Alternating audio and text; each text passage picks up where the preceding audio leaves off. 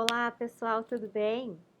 A aula de hoje é uma aula gravada, ela não vai ser rodada ao vivo, a gravação tá aí para vocês, porque na quarta-feira eu estarei em outros dois eventos e eu não vou poder estar nem no chat com vocês. Então, eu tô gravando para a gente não perder essa semana de conteúdo e vocês assistam. Se tiverem dúvidas, pode colocar aqui ou pode me chamar lá no Instagram também, tá bom? O tema da aula de hoje é criatividade e se nós somos capazes de sermos algo, alguém sem ela. Qual é a função da criatividade em nós como seres humanos, como cidadãos, como profissionais, né, como maridos, esposas, enfim. Como é que a criatividade é encarada e como, na verdade, qual a sua importância para a construção do ser humano?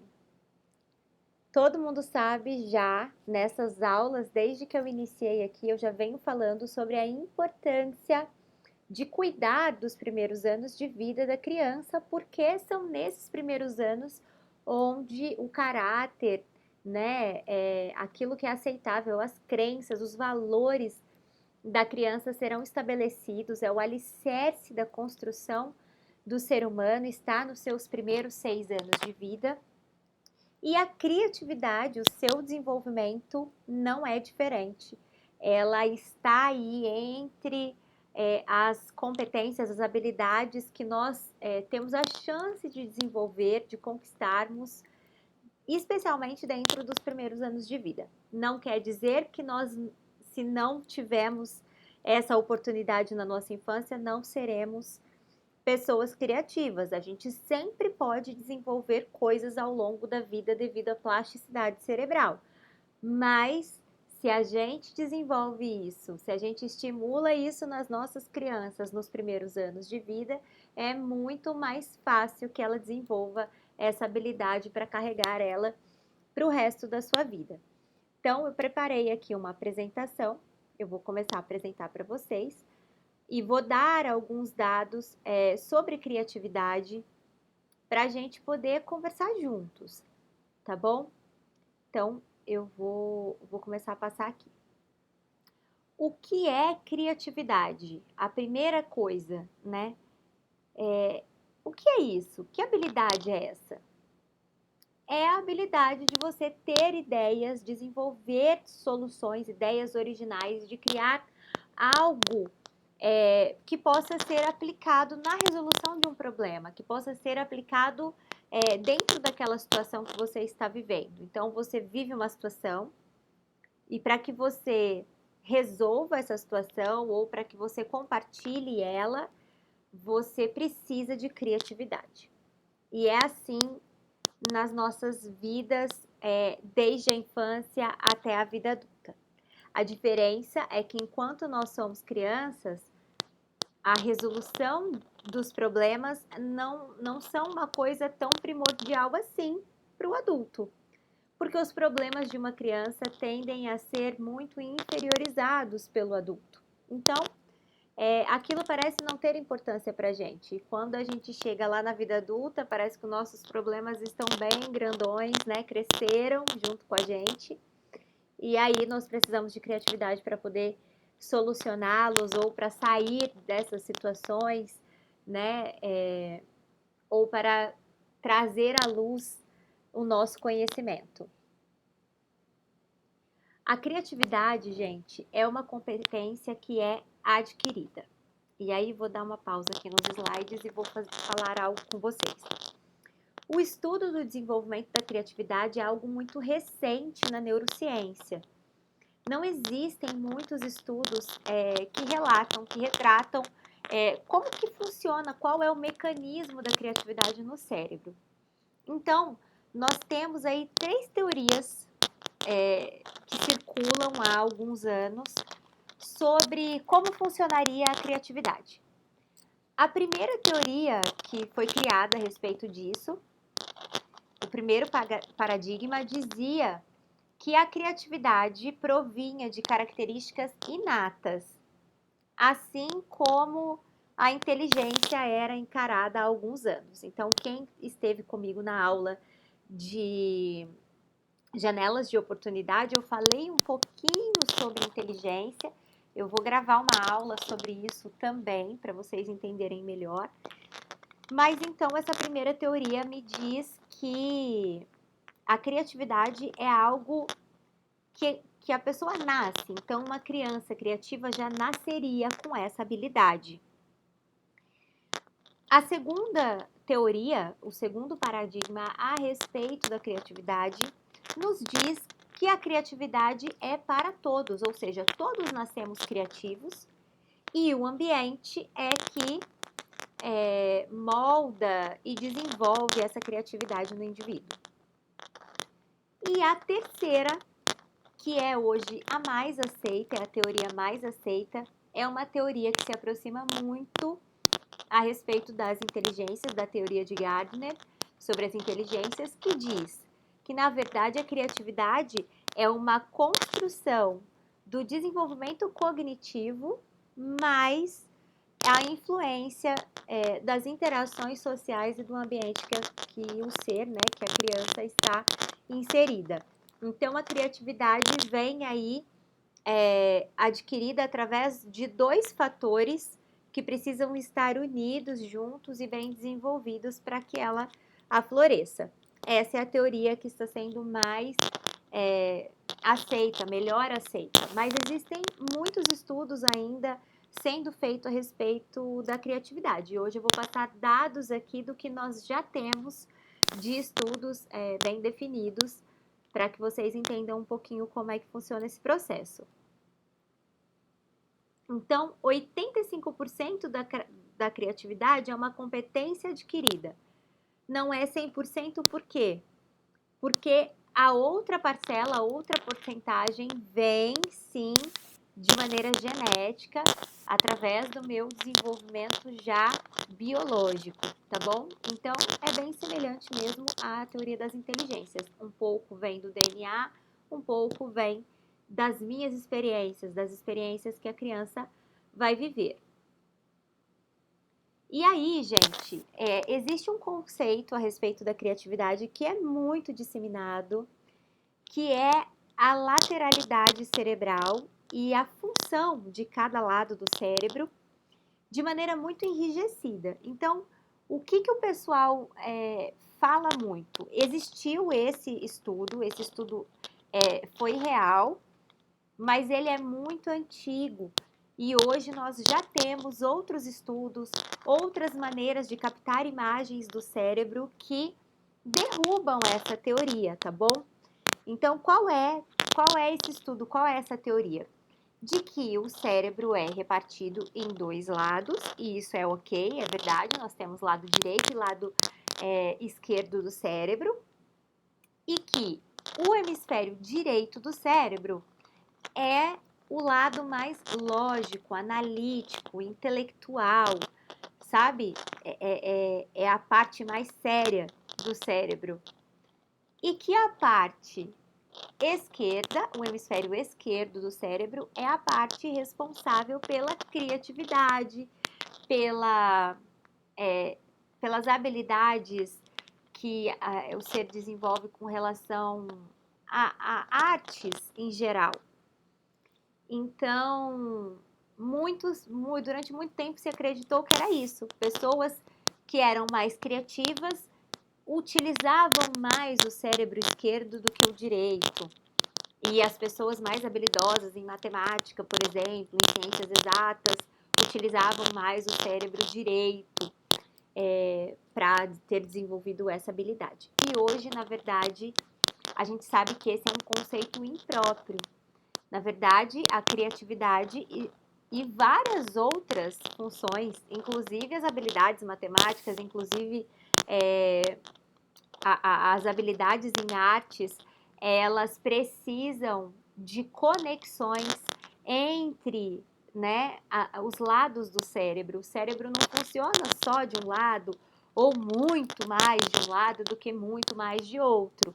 É verdade que o cérebro é dividido em partes e que cada parte é responsável por alguma função específica, mas não significa que o desenvolvimento daquela habilidade utiliza apenas aquela parte do cérebro. Eu não sei se eu estou conseguindo me fazer entender. Eu vou dar uma aula aqui também sobre essas partes do cérebro, como funciona o cérebro, as divisões certinhas, e aí pode ser que isso fique um pouco mais claro para vocês. Mas por hora, é importante que a gente saiba que a criatividade precisa dos dois lados do cérebro bem conectados, tá certo? Então, a criatividade, ela funciona através de um conjunto de redes neurais, assim como qualquer outra habilidade. E essas redes, na verdade, são redes bem específicas para a criatividade. A criatividade precisa delas, não significa que elas são utilizadas apenas para a criatividade, mas essa habilidade demanda muito de 3 redes neurais.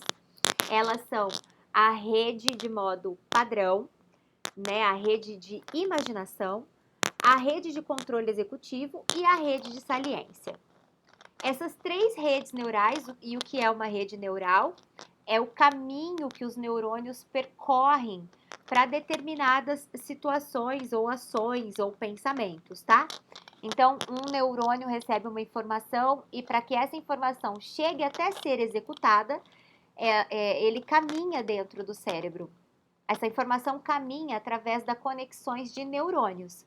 E isso forma uma rede neural, que é o caminho que a informação fez para chegar até ser, de fato, realizada através de uma ação física, motora, da fala ou qualquer coisa que extrapole o cérebro, né? Para que essa informação saia de nós. Então, nós recebemos um estímulo e esse estímulo é encaminhado por uma rede neural específica para poder ser executada uma resposta, tá bom? Então, a criatividade, para sermos criativos, para uma criança ser criativa, ela precisa da atividade de 3 redes neurais de maneira mais intensa, que são essas 3 que estão aqui nos slides. E aí, o que é essa rede padrão? Essa rede de modo padrão, essa rede de imaginação? Uma colinha aqui que eu vou contar para vocês. Eu escrevi exatamente como está no artigo, porque eu acho interessante isso. Então, essa rede de modo padrão, ela é responsável por gerar ideias e imaginação. De que maneira? Ela executa a simulação mental de experiências passadas, mais o pensamento futuro para gerar uma ideia, para gerar uma nova situação. Essa é uma rede importantíssima. Como uma criança inicia o seu processo imaginativo? Ela aciona essa rede neural e ela faz uma simulação mental de uma experiência que ela já viveu, aquilo que ela está vendo que vai acontecer, e então, através desses 2 pensamentos, ela tenha uma ideia central aqui que vai unir esses pontos, para que ela consiga colocar isso em prática. Então, é dessa maneira que uma criança imagina pela primeira vez. Ela pega algo que ela já viveu, ela projeta isso para o futuro para que ela consiga ter uma ideia, consiga imaginar como fazer aquilo naquele momento. A segunda rede é a rede de controle executivo, que é a rede que tem a função de dar foco, atenção, de resolução de problemas complexos e de raciocínio lógico. Essa rede de controle executivo, ela fica localizada nessa parte mais frontal do cérebro. E essa é uma parte que está em desenvolvimento nas crianças. Crianças muito pequenas não têm essa rede bem formada. Por isso que crianças muito, muito pequenininhas precisam iniciar o seu processo imaginativo precisam ser auxiliadas no processo de desenvolvimento das suas redes de funções executivas. Essas redes de funções executivas são as redes que darão a capacidade para que ela resolva problemas. Elas darão a capacidade da criança raciocinar logicamente e não emocionalmente, como ela faz no momento que ela nasce. Até os 2, 3 anos, essa rede é muito primitiva, muito mesmo. O controle executivo da criança precisa de muito estímulo, precisa de um olhar bem cuidadoso, sabe, dos seus pais, porque às vezes nós exigimos da criança essas respostas lógicas e que ela tenha um pensamento racional muito antes do que ela pode de fato nesse primeiro momento, porque o cérebro dela ainda não está desenvolvido. Então, para a criatividade, ela precisa dessa rede e nós, como pais, nós precisamos ajudar, auxiliar e facilitar o desenvolvimento dessa rede, tá certo? E a rede de saliência, que é a rede que vai determinar se aquilo que foi imaginado e que passou pelo crivo do raciocínio, do pensamento lógico, se de fato essa ideia vale a pena para aquela situação. É ela que dá o aval para que aquilo seja posto em prática dentro do nosso cérebro, tá certo? Então, essas são as 3 redes envolvidas no processo de criatividade. Essas 3 redes, elas não têm o costume, não é normal, não é comum que elas funcionem simultaneamente. O que quer dizer isso? Quando eu estou com a minha rede de atenção executiva acionada, a minha rede de saliência não está ativa. Uma só é ativa após a outra, elas não funcionam ao mesmo tempo. Porém, as pessoas que são mais criativas, que desenvolvem mais essa habilidade, elas têm maior facilidade de fazer com que essas redes funcionem ao mesmo tempo. Então, não é comum que isso aconteça, mas quando nós desenvolvemos a habilidade de sermos criativos, isso acontece, isso pode acontecer, tá? Eu quero fazer uma pausa novamente aqui e voltar a insistir nos primeiros anos da criança. Quando nós estamos mais velhos, depois dos 6 anos de idade, nós temos pouca plasticidade cerebral se comparada a uma criança nos seus primeiros anos. Ou seja, o nosso cérebro, ele está muito menos receptivo a mudanças, a alterações, do que quando nós somos crianças. Então, se existe um momento ótimo, perfeito, para que uma criança desenvolva a habilidade de acionar várias redes neurais ao mesmo tempo, para o processo criativo, esse momento é durante a sua infância e especialmente nos primeiros anos da vida dela, tá bom? Então, fiquem atentos a essa fase, a essa faixa, tá? Ela realmente é muito importante, ela realmente vai determinar o nível de habilidades que a sua criança vai ter ao longo da vida, tá? Precisa ser inteligente para ser criativo? A inteligência não está diretamente relacionada com a criatividade, apesar delas serem desenvolvidas de uma maneira muito semelhante. A inteligência, ela está ligada a fatores genéticos e a fatores ambientais, mas especialmente a fatores genéticos. Ela precisa, se o fator genético não está embutido em uma boa porcentagem desse desenvolvimento de inteligência, ela pode ter mais dificuldade de adquirir habilidades. Agora, a criatividade tem a sua porcentagem maior com relação aos estímulos, tá? Então, para a criatividade, vale muito mais os estímulos, tá? vale muito. É muito importante que uma criança tenha a oportunidade, que alguém facilite para ela esse caminho do desenvolvimento da criatividade. E aí, como é que eu posso me tornar um facilitador do desenvolvimento da criatividade do meu filho, da minha criança? Primeira coisa é reduzir, sim, o tempo limite, né? O tempo que a criança fica ali passiva na frente das telas. E aqui tem algo muito importante que eu quero falar para vocês. Para uma criança desenvolver a rede responsável pela imaginação, a rede neural responsável pela imaginação, ela não precisa necessariamente estar ali vendo contos de fadas ou histórias de heróis. Especialmente nos primeiros anos, tá? Até os 3, 4 anos da vida dela, isso não é importante. Sabe por quê? Porque a criança precisa viver experiências para que a partir daquilo que ela já viveu, ela possa projetar novas soluções ou novas situações para as quais ela precisa viver na resolução de novos problemas e tudo mais.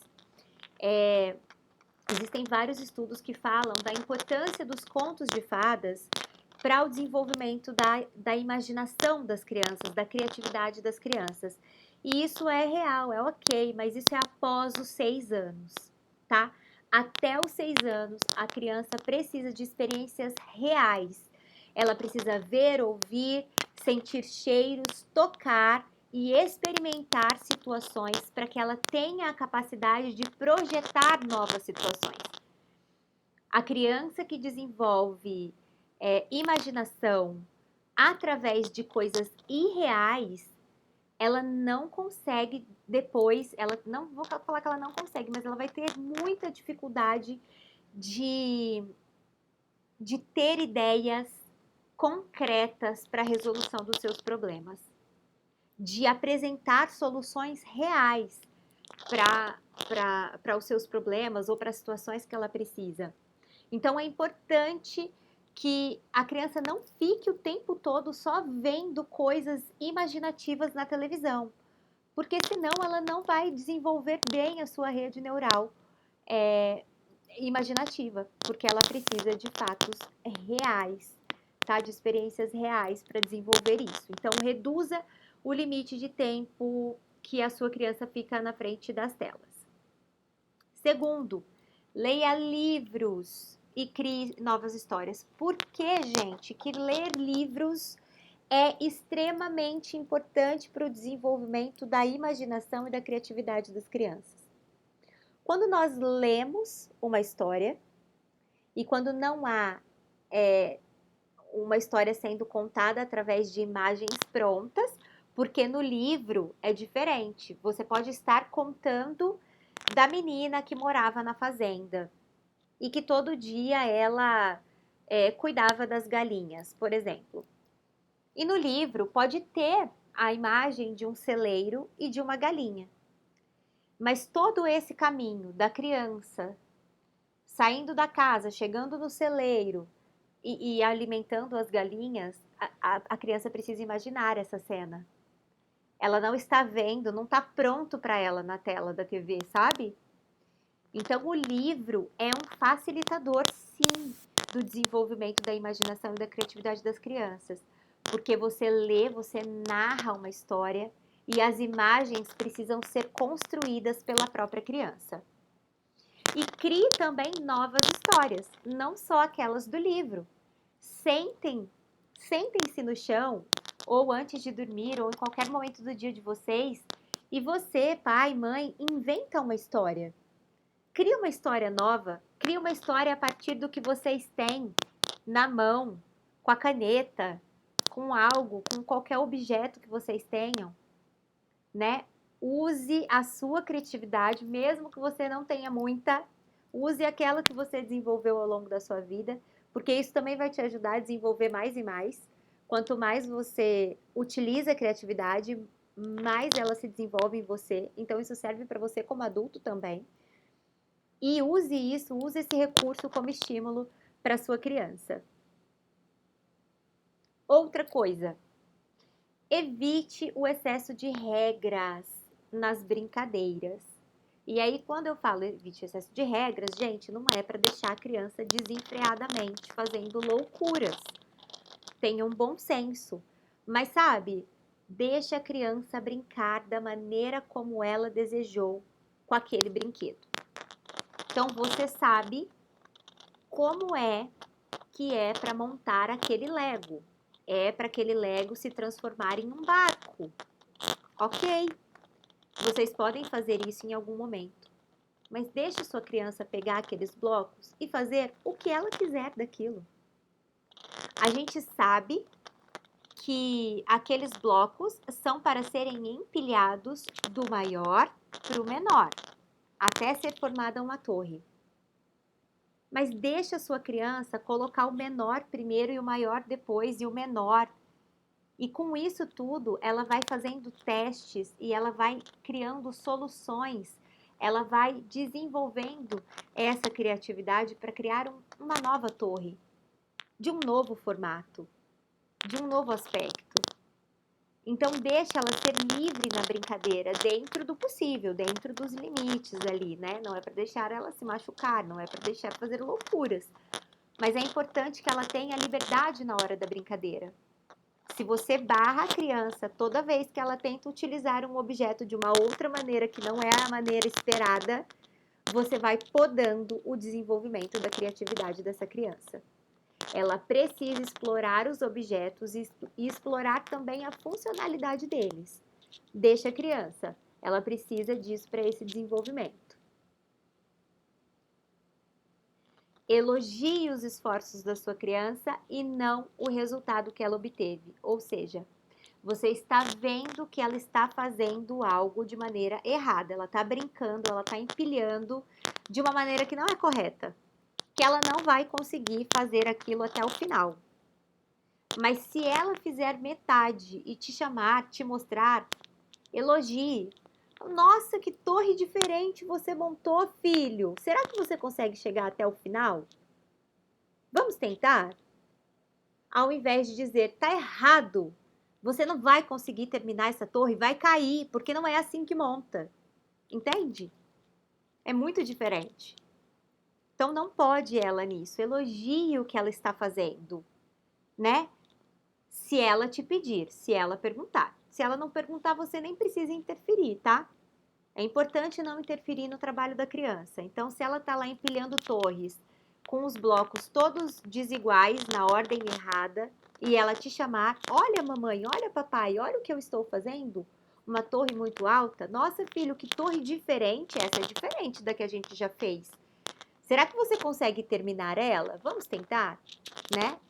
Olha como o discurso muda. É diferente de você ir lá, desmanchar o que ela está fazendo, empilhar os blocos da maneira correta e falar, tá vendo? É assim que faz. Não faça isso, tá bom? Incentive a criança a fazer por ela mesma. Acabei de falar. Deixa ela fazer. Mesmo quando ela te pede ajuda, mamãe, não consigo encaixar, encaixa para mim.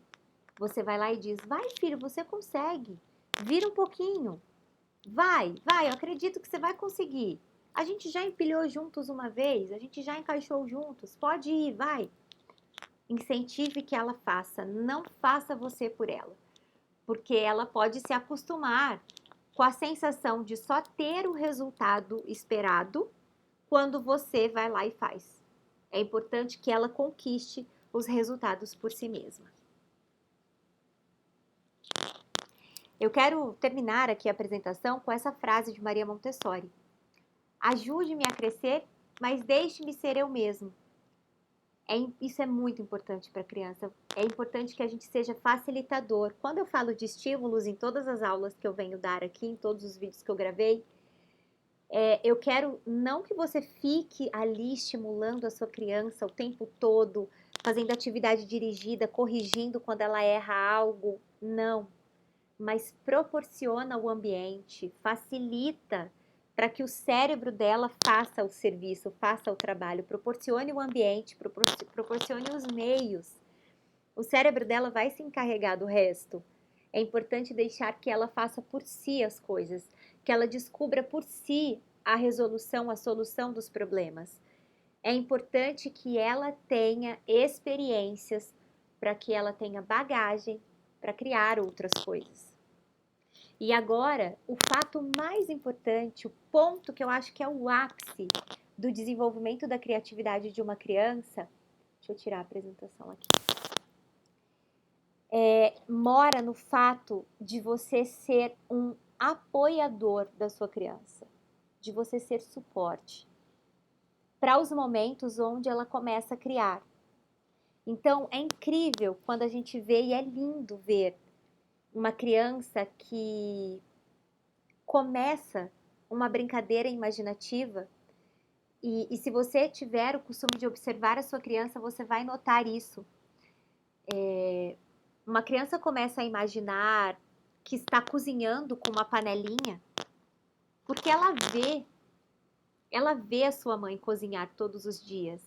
Então, quando você coloca uma panelinha na frente de uma criança, automaticamente ela vai lá e começa a brincar de comidinha, e ela te oferece aquilo, olha que gostoso, come. Você pergunta, o que que tem aí? Não tem nada dentro da panela, mas ela vai falar, tem cenoura, tem batata, tem carninha. E ela está imaginando, não tem nada ali, mas ela imagina de acordo com aquilo que ela viveu, com aquilo que ela viu, com aquilo que ela experimentou. E assim começa o processo imaginativo. E esse processo vai crescendo, e a criança vai imaginando outras coisas. E é importante que você faça parte dessa brincadeira de imaginar. Por quê? A criança olha para nós e ela espera de nós uma certa aprovação. Se a minha mãe entrar nessa brincadeira, significa que eu estou indo pelo caminho certo. Tá tudo bem. E aí ela se sente segura para continuar com a brincadeira. Quando você elogia algo que ela imaginou e aí colocou em prática, isso dá um gás novo para ela imaginar mais, para ela criar mais. Quando você elogia o brinquedo ou a caneta que ela transformou em avião, e você fala, nossa, que avião bonito! Ele tem uma ponta azul, quantos passageiros tem aí dentro? Você está estimulando a sua criança nesse processo de desenvolvimento da criatividade. Quando a sua criança pega uma caneta, começa a brincar de avião e você fala, me dá essa caneta aqui, que isso não é brinquedo, você vai riscar a casa toda com isso. Você bloqueou o processo de desenvolvimento de criatividade dela neste momento. Gente, é para deixar a criança fazer o que quer, na hora que quer, do jeito que quer? Não. Nós precisamos ter bom senso.